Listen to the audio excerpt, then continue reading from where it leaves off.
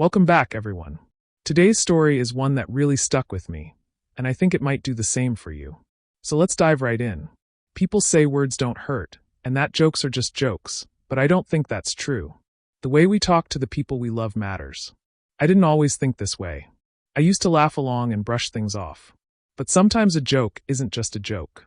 It can be a sign of something deeper.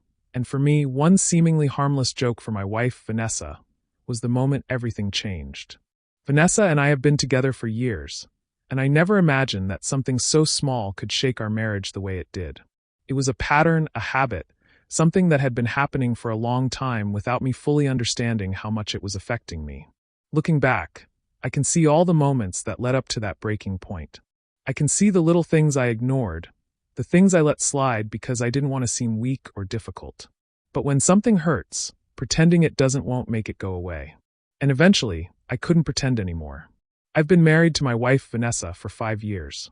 Before we got married, we sat down like any responsible couple and had a real conversation about what we wanted our life to look like. We both agreed that I would focus on work and providing for the family. While Vanessa was able to take care of a home and eventually our kids, we both genuinely felt it made sense. I had a stable corporate job that demanded long hours, and she always wanted to be a hands-on mom. So it seemed like a win-win. At first, everything worked smoothly. My job wasn't just a 9 to 5. It was more like an 8 to whenever my boss stopped calling. I dealt with clients who expected the impossible and deadlines and didn't care if I had eaten or slept. Some days, I'd come home completely drained. I was trained, barely able to hold a conversation, let alone help around the house.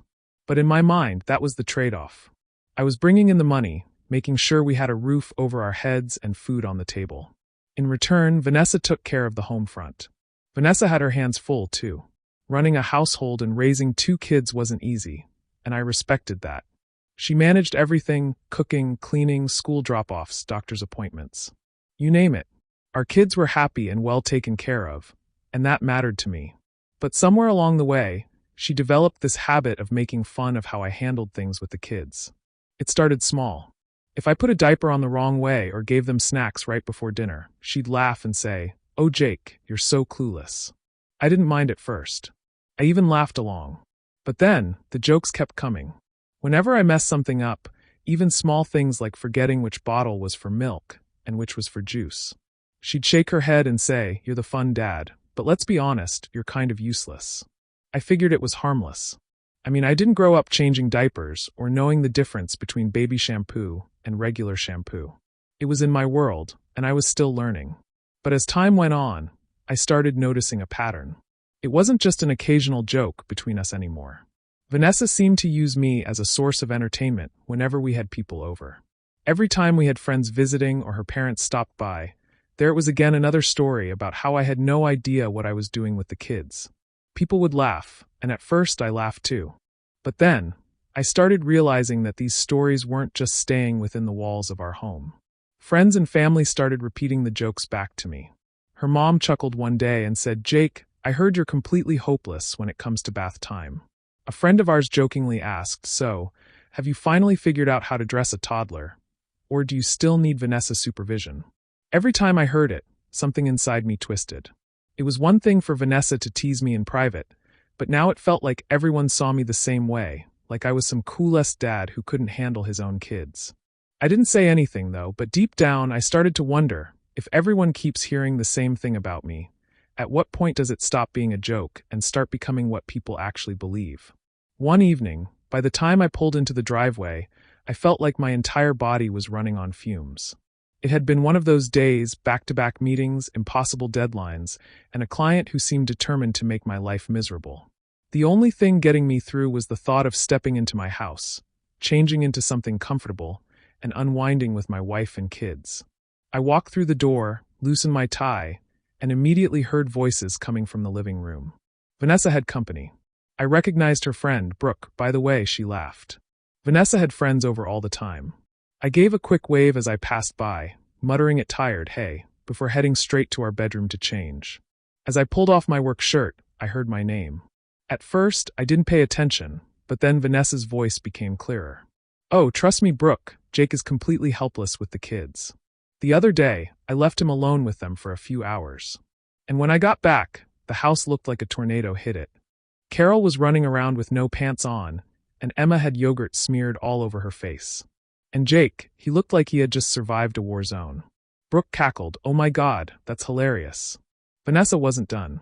"I swear, leaving him with them is like throwing a baby deer into the wild. He panics, gets overwhelmed, and then just lets the chaos happen." More laughter. I wasn't mad, but I wasn't amused either. This wasn't the first time Vanessa had joked about me like this. But hearing her laughing about it with her friend made it sting differently. I took a deep breath and finished changing, trying to shake it off. That night, after Brooke left and the kids were asleep, I brought it up. I didn't want to make a big deal out of it, so I kept my voice calm. "Hey, Vanessa, can I ask you something?"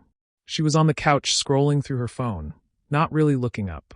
I hesitated, but then just said it. "Maybe he's up on the dad jokes?" She finally glanced at me, looking confused. "What?" "The way you joke about me with the kids. You know, the whole Jake is clueless thing." It's starting to feel a little. I searched for the right word but settled on, I don't know. Just maybe cool it a little. She smirked and shook her head. "Oh, come on, babe. You know it's just for laughs." I tried to read her expression. She wasn't being cruel. She wasn't trying to hurt me, but that was exactly the problem. She didn't even realize it was hurting me. I nodded, not wanting to push it. I was too drained to argue. "Yeah, never mind." I let it go, but the frustration stayed. We were supposed to have a Sunday brunch at Vanessa's parents' house one day. It was about family. Vanessa's parents always went all out for these brunches. Pancakes stacked high, eggs, bacon, fresh fruit. Everything seemed fine at first. The kids were playing, the adults were catching up, and for once I let myself relax, enjoying a cup of coffee. Then, like clockwork, Vanessa started in with her usual jokes. It began harmlessly enough. Something about how I could burn toast even with a toaster that had a bagel setting. Everyone chuckled. Fine, whatever. I laughed too.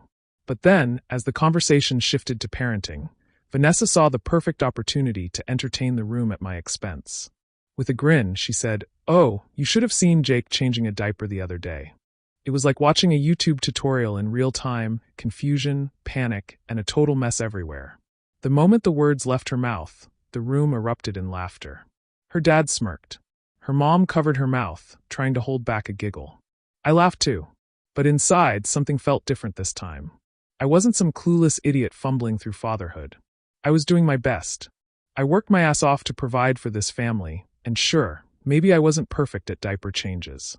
But did that really make me useless? Did it really make me some kind of joke? I kept my smile on, nodding along as if it didn't bother me. But the truth was I was annoyed. Later that night, after we put the kids to bed, Vanessa stretched her arms, let out a dramatic sigh. "Hey, mind helping with bedtime tomorrow," she said. Normally, I would have agreed, but I responded differently. "Why?" "So you can tell everyone how useless I am again." Vanessa blinked, caught completely off guard.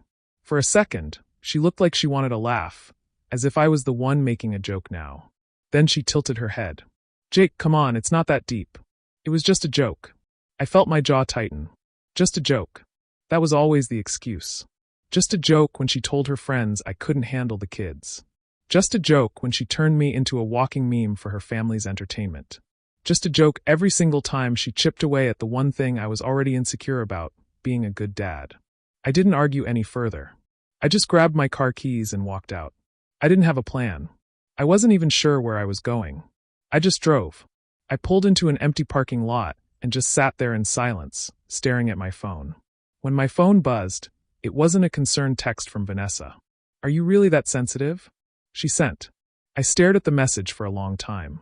Then I responded with, "Staying at a hotel. Need space." Then I put my phone on silent and threw it onto the passenger seat. By morning, I still hadn't gone home.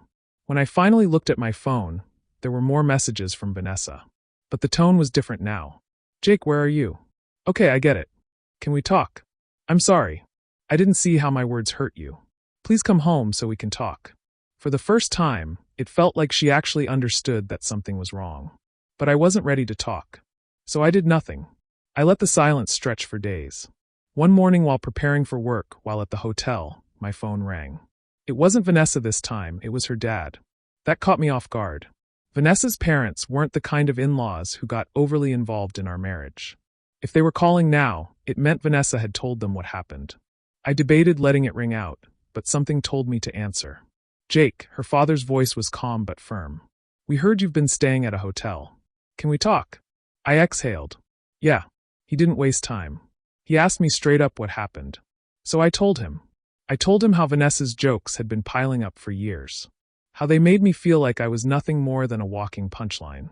I told him about the brunch, how I sat there while everyone laughed at my expense, pretending it didn't bother me. I told him how it wasn't just about that one moment. It was about all the little moments leading up to it. Moments I had ignored until I finally couldn't anymore. There was a long pause on the other end of the line.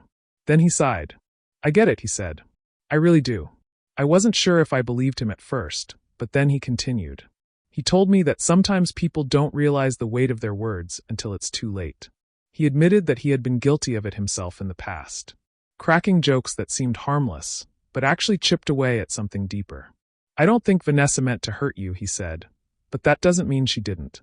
That was the first time I felt like someone truly saw where I was coming from. Then her mom got on the phone. Her voice was softer, but there was concern there. Jake, we know our daughter, and we know she loves you. She wouldn't have done this on purpose, but she needs to understand how this affected you. And she is starting to. She told me that Vanessa had been upset not just because I left, but because she was starting to realize that what she saw as harmless fun wasn't so harmless after all. She's been replaying things in her head, Jake. And she knows she crossed the line. I didn't respond right away. A part of me wanted to stay firm, to hold my ground a little longer. But another part of me that was exhausted, that still loved my wife, felt like this was different. They weren't defending her. They weren't making excuses. They were actually acknowledging what I had been trying to say for years. Her dad spoke again. I'm not saying you should come home right now, if you're not ready. But I do think you and Vanessa need to have a real conversation about this. And that can't happen if you're avoiding her. I sighed, leaning back against the headboard. He was right. I could stay at the hotel for another night, maybe even a week. But at some point, we would have to talk. And if Vanessa was actually willing to listen, then maybe it was worth going back. All right, I finally said, I'll come home. But I'm not just going to pretend like everything's fine. We wouldn't expect you to, her mom said gently. Just talk to her. And with that, I made plans to go home after work that evening. When I finally got back home, I walked in and Vanessa just stood there, looking at me like she wasn't sure what to say. I wasn't sure either. The days that followed shows, she stopped making jokes about me in front of people. No more little jabs when friends were over. No more playful insults disguised as humor. I noticed, but I didn't say anything. Then, one morning while I was at work, I got a text from her. It was just a simple message. Hope work isn't too stressful today. You work so hard for us, and I appreciate it. I must have read it 3 times. Not because it was anything elaborate, but because it was different. Vanessa wasn't the type to say things like that before. I wasn't used to it. Over the next few weeks, she kept making an effort. She started thanking me for the things she used to take for granted. She didn't say it in that sarcastic, exaggerated way like she was doing me a favor by acknowledging it. She actually meant it. That's what made the difference. I wasn't asking for constant praise, but I also didn't want to feel like everything I did was expected and unnoticed. But I'll be honest, just because Vanessa was trying didn't mean I immediately let my guard down. I wasn't angry anymore, but I also wasn't about to pretend that everything was magically fixed. We needed to talk. So one night after the kids were asleep, we sat down and had a real conversation, not about who was right or wrong, but about how we made each other feel. I told her how much it hurt to be treated like I was just some coolest extra in my own family. How those jokes, even if they seemed harmless, chipped away at me over time. She listened, and when she spoke, I could tell she wasn't just saying things to make me feel better. She told me she never meant to hurt me, that she genuinely thought it was all in good fun. But now, seeing how much it affected me, she understood why it wasn't just a joke. That conversation changed things. It wasn't about placing blame. It was about making sure we both saw each other clearly. We made a promise that night. No more careless words, no more dismissing each other's feelings. If something bothered us, we'd talk about it. We still have a long way to go, but at least now, I know we're in this together. And sometimes, that's all you really need. Thanks for watching. If you enjoyed this, please like, share, and subscribe for more videos.